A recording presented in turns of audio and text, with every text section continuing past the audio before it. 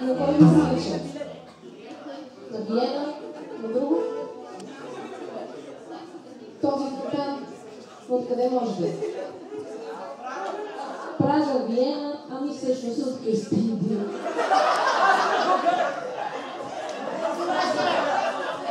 Там е роден Марий Големинов, който много обича българската народна музика.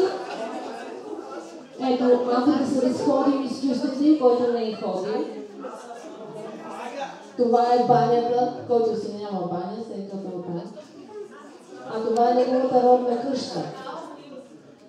Марий Големинов написал една много интересна скица за струнен оркестър, но ансамбъла прави музиката аранжирия за този състав.